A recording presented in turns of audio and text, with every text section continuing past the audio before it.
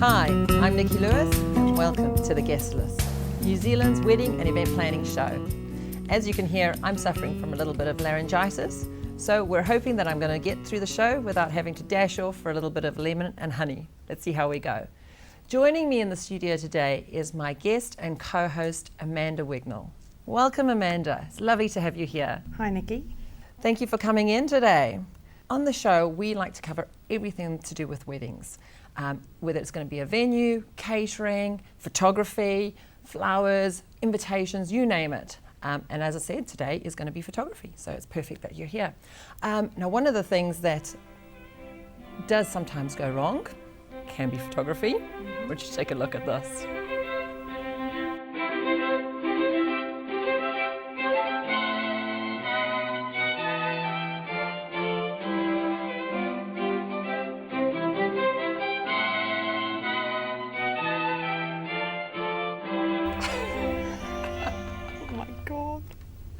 Can you believe it? What was he thinking? I don't think he was. No, I'd have been, worst nightmare.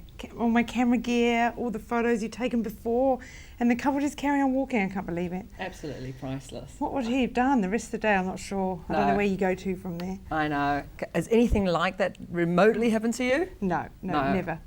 I know, and similar to me. I don't think anybody that I've worked with has had a catastrophe like that. Thank goodness. Shocking. Oh, my goodness. Now, after the break, we are going to speak to real-life couple, Selina and Blair. They had a very different wedding. They got married at the Floating Pavilion in the Viaduct, and their wedding was different because they had a cocktail-style wedding. So we're going to hear all about their wedding, and we're going to take all their little tricks and hints and tips and everything that they did, and hopefully you're going to steal some ideas from them. So we'll see you after the break.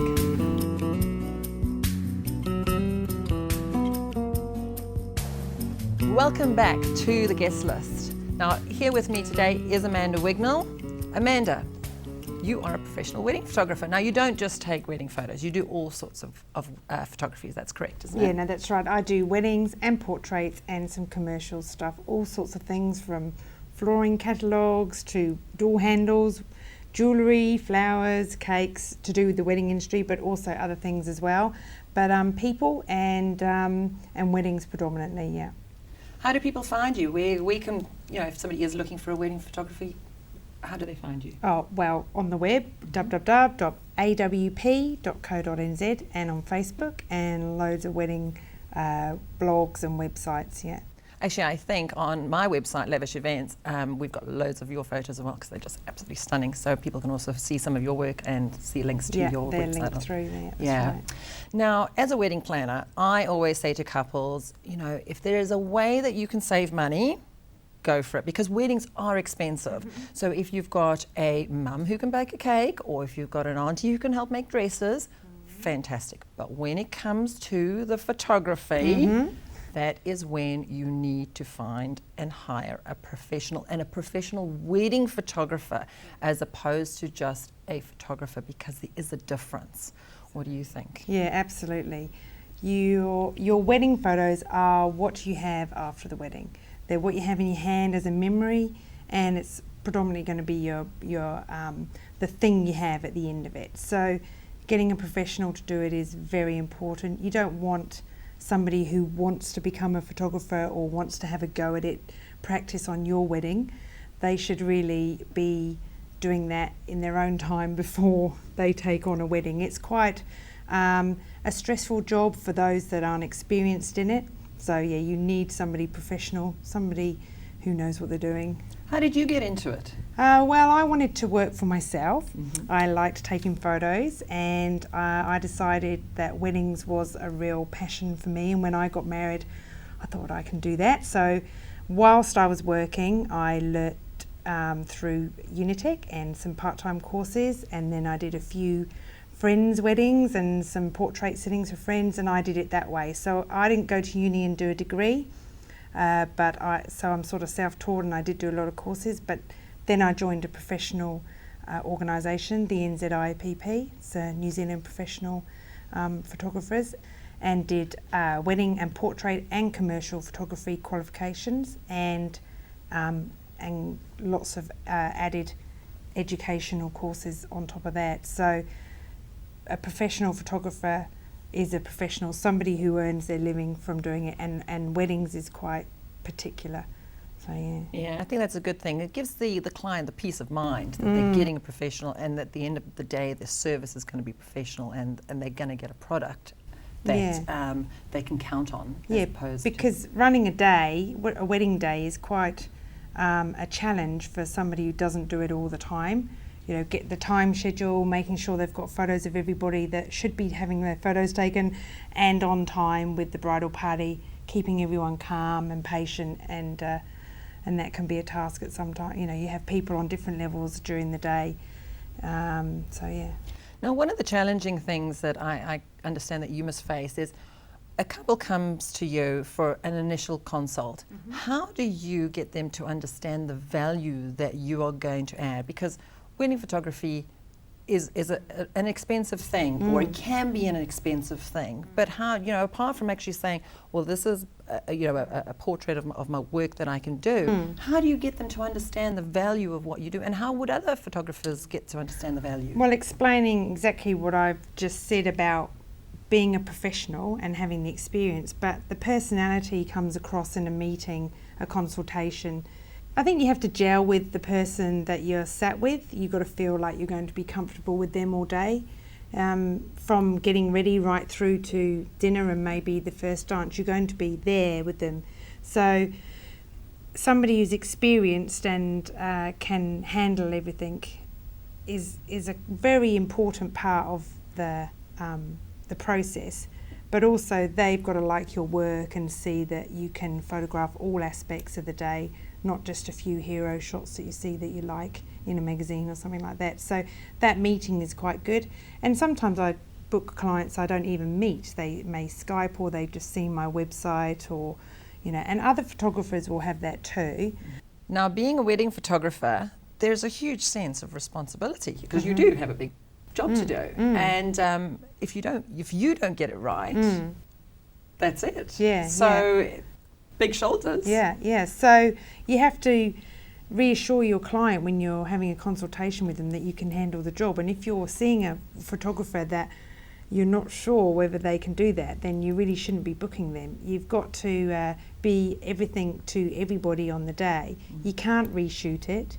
You can't go back and do it all again. So you really do need to make sure you're booking someone professional and that you have full confidence in that they know what they're doing. Yeah.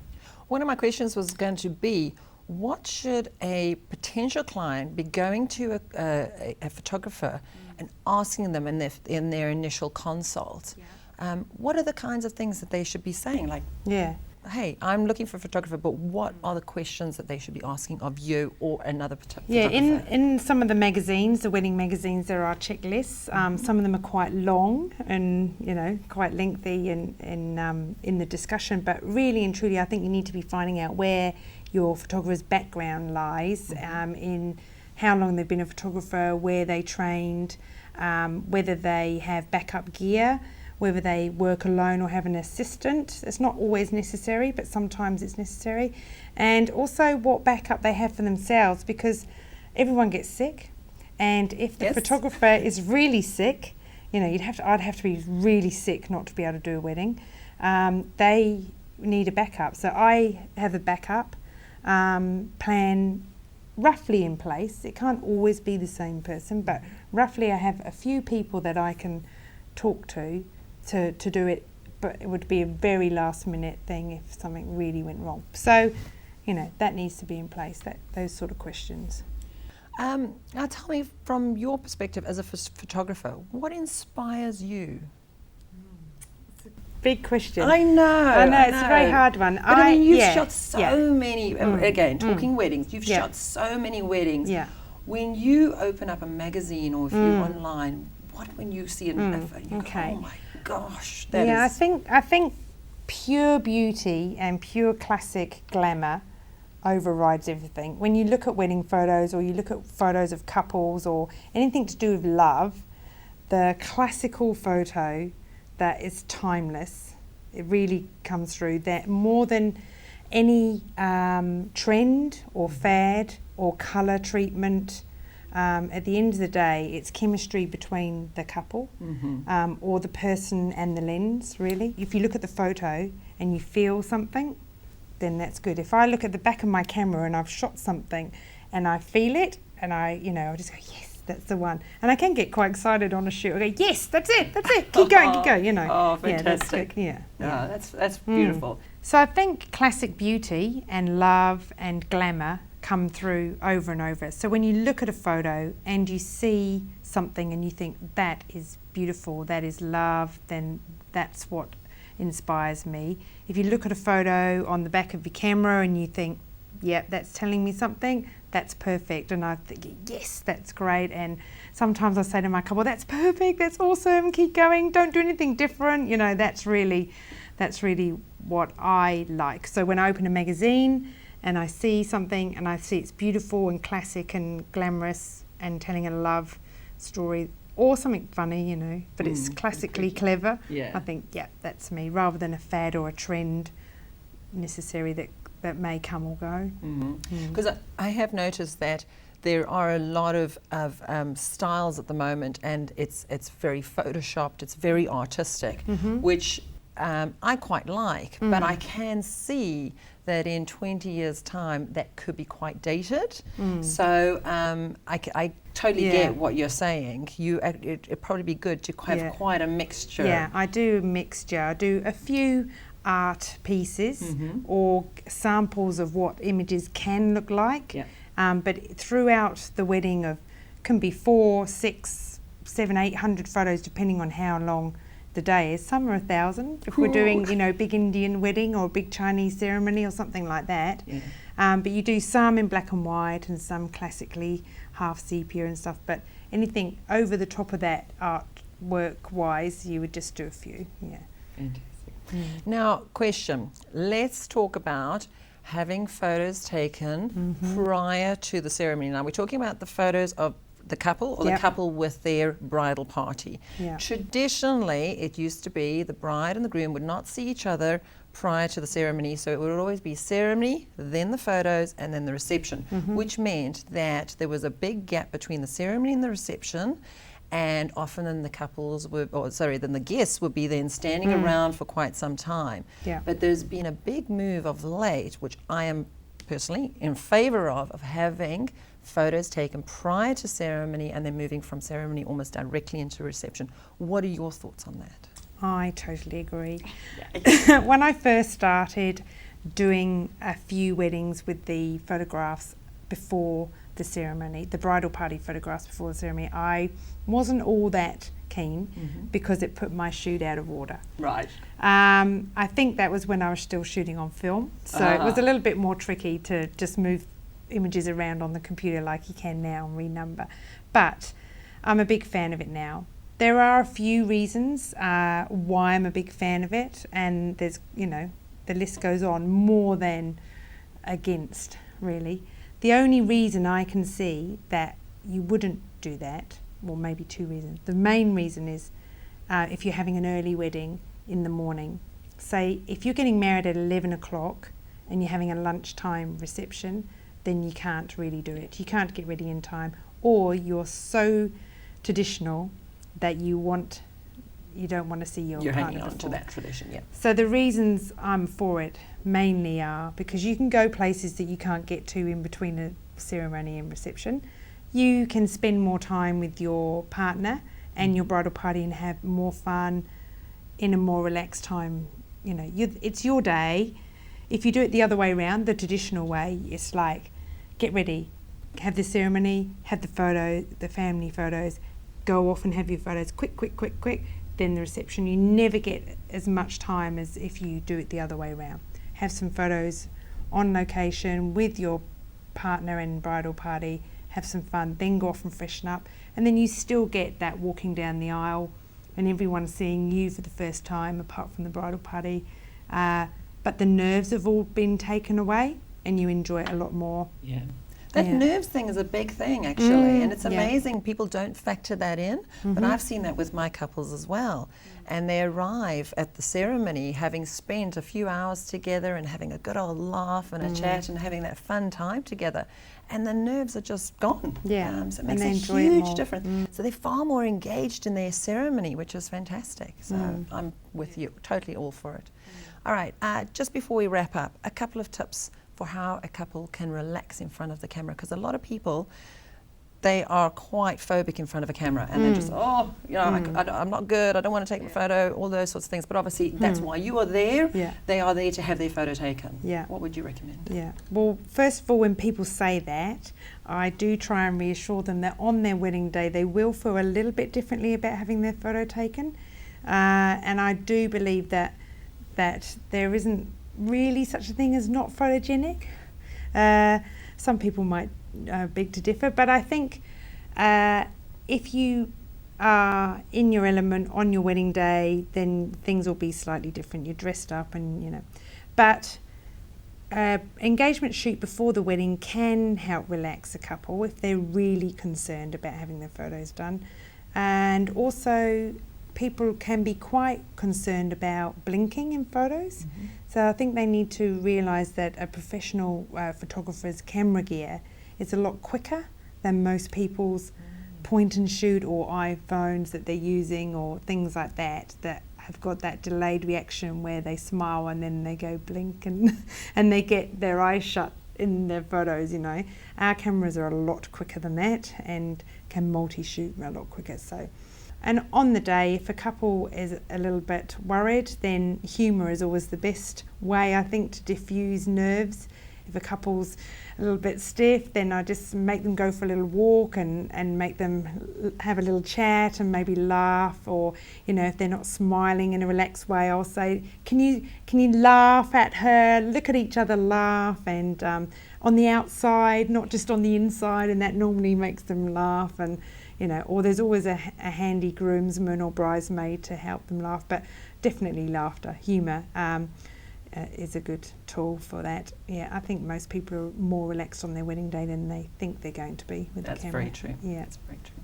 Amanda, thank you so much for joining me here in the studio. It's been great talking to you. I think our viewers have picked up loads and loads of tips, so when they come to talk to, if not you, then certainly other photographers, they're going to be armed with all sorts of information that they can now make much more informed decisions, which is brilliant.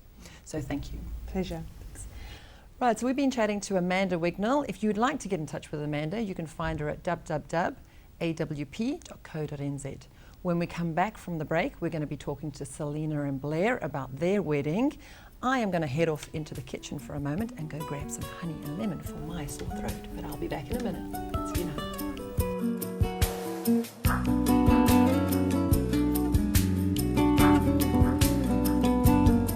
Welcome back to the guest list. I'm Nicky Luis and I still have my bad throat, so please excuse it. Joining me today is Selina and Blair. Now, Selina and Blair got married in April of this year at the Floating Pavilion down in the Viaduct. Welcome, Selina and Blair. Thank you for joining me. Thanks. Hi, Nicky. Now, you had a very different style of wedding, which was absolutely fantastic. I was really privileged to have actually been there, so I can speak from a little bit of authority in terms of what it was like. You had a cocktail-style wedding. Talk us through why you decided to go for a cocktail style. Selina? The reason why we chose a cocktail wedding was we wanted to spend more time with our guests, our friends and family, and we felt a formal sit-down wedding wouldn't have allowed us to do that as much. And we're quite social people, and we like to enjoy our friends and family, so that was probably one of the most important things to having the cocktail wedding. It worked incredibly well. People were constantly mixing and mingling. The food was coming out all through the evening. It was just absolutely brilliant. But there was still seating out, so people could still sit down on a couch or perch on a bar leaner and that sort of thing. So it was good from that perspective. What we found with a formal sit-down wedding was that you tend to be sat with the same person for the whole evening. We like all our friends and family, and they all sort of come from various parts of the world, and makes it hard for them to sort of catch up if they're stuck at a table somewhere. So That was that was the most important thing about having a cocktail wedding, was the mingling with everyone, and for us and friends and family to spend time with everyone else and us. So it wasn't like people had to sit for a full 8 hours. It worked brilliantly. Yeah, I think food and drink is such a social thing to do at the moment, and I think that was why we chose a cocktail wedding, was the fact that you were able to move around and snack or move around and drink. So that's why we chose the cocktail wedding. Selina, tell us about your choice of decor for your wedding. We wanted the decor to really be reflective of us, instead of it to be a postcard or magazine type wedding. We wanted it to really reflect what our personalities are like, and also to be a shared wedding, not just what I want. And we felt we achieved that through the colour, black and white. I like black. Also incorporate Blair's passion of surfing, rum and cigars, and then also I love skulls, so we're able to incorporate that in the wedding as well. Tell us about your cigar bar. We had a little bit of a storyboard about the cigars, but I've spent time in Central America, which is renowned for good cigars and good rum. And everyone who knows me, my mates, know that I enjoy a good cigar and some good rum. And so it had to be part of our wedding, basically, as far as reflecting me and my character, along with the surfboard guest book. Surfboard guest book is priceless. It's the first time I've seen it done. Just to explain to our viewers, Selina had obviously the black and white theme running, and a couple of years ago I purchased a carbon fibre surfboard off the internet, and we're building a holiday house, and I thought at the time it looked cool on the wall, and then with the wedding we just thought, well, hey, it'd look even better if we use it as a guest book. So black surfboard with white messages from all our family and friends. It's looking amazing, so can't wait to hang it and stuff, and it's a good memory of the day. You also had a cocktail station. You had his and her cocktails.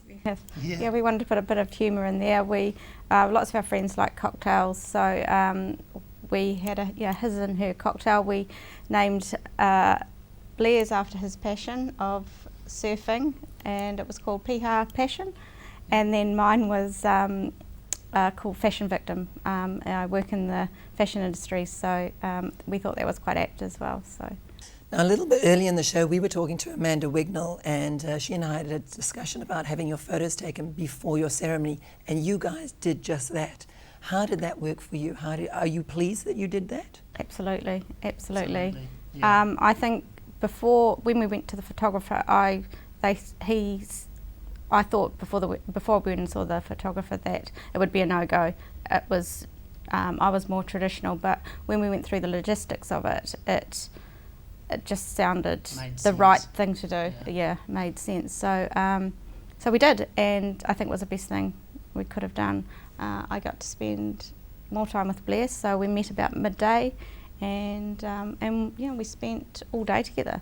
So if you'd had it at the ceremony, it would have been, only a handful of hours. So really pleased. Plus, the whole idea with the cocktail themed wedding was to be with our friends and family, and we thought being dragged away for photos for half the evening, we had a late afternoon wedding ceremony, so we thought, why bother? So it was actually a really good idea from the photographer, Dylan Photography, so and they made it really good, and we're looking forward to the end results. We had a few snippets, and that's looking good. Looking pretty Fantastic. Cool. Yeah. Your ceremony was also quite a casual ceremony. You had it out on the deck at the floating pavilion, so you didn't have a traditional style of ceremony with an aisle and seats on either side and that sort of thing. It was more of a casual, and your celebrant, Yogamani, she was fabulous as well. Yeah. But it was all very in keeping with the style of your entire wedding. Yeah. Yeah, well, that's just us. We fluked the weather because all week the weather was meant to be raining, and Auckland turned on a fantastic day, so we're really fortunate about that. So we could have it on the deck, and I mean the floating pavilion, I think it's an underrated venue. It's amazing. It's on the water, which is my passion, surfing and stuff. with that great outlook with all the super yachts around. Yeah, just amazing day. So we had to have it out there, basically. All right, guys. A lot of our viewers always like to know how the two of you meet. Just the usual sort of fleeting glances at a bar, basically, in Ponsonby. So I was out with friends. Selina was out with friends. Had a bit of a chit chat. And then I had to nip off, so it was a sort of a short visit, but we exchanged numbers, and then he stood me up on the second first official date for surf. I lived in Piha and the waves were pumping, and so it wasn't anything serious at the time, so I thought, well, she can wait. She's a keeper, she'll understand. But the first date was a bit of drama as well, because again, arranged to meet, and you never know with the first date, because you sort of meet people in a bar situation, and all of a sudden you broad daylight type stuff. So, but I was late because there was a car crash on the Piha Road, and there's no cell phone reception. So I didn't think you'd be waiting for me, and she was. So They were obviously worth meant waiting. to be. Well, Selina and Blair, thank you so much for coming into the studio and joining us and sharing all your experiences, all the things that you did. And I know a lot of our viewers are probably going to be stealing your ideas and then using them in their weddings, because it was a fabulous, fabulous wedding. Thank you, and I'd like to wish you all the very, very best for your future and the building of your new house, where your surfboard will be displayed for all to read. Thank you. Thank you. Thanks. So before we wrap up our show, I just want to bring something up that keeps getting asked of me. People ask about guest books, and we've just heard from Blair and Selina what they did with regards to a guest book, and their idea was fantastic. They had a surfboard and everybody signed it, and it's now going to go up in their batch in Raglan, and everybody can look at it, and it'll be brilliant. Now, a lot of people get a book and everybody signs in it, and then what happens is the book goes into a cupboard and nobody ever looks at it again. So here are a couple of ideas that I've seen from clients gone before that I think are really clever and that people will actually use. One of my clients, they had Christmas tree decorations. So each guest signed the Christmas tree decoration with a message. So each year those decorations would then go onto the Christmas tree. So at least once a year they would get to see those lovely messages, which I thought was pretty cool. Another client, they had a whole lot of pebbles, and again, guests signed the pebbles, and then they had a very, very tall vase, and that tall vase now is filled with those pebbles in their lounge, and every couple of weeks they change the order of the pebbles and they can see different messages. So again, they actually get to see the messages that those guests left them, as opposed to all the guest messages being in a book that nobody ever looks at. So hopefully that's given you a few ideas of what you can do for your guest book. I'd like to thank you for joining me here on the guest list. I'm Nicky Luis. If you'd like to find us, we're at www.theguestlist.co.nz, and I'll see you next week.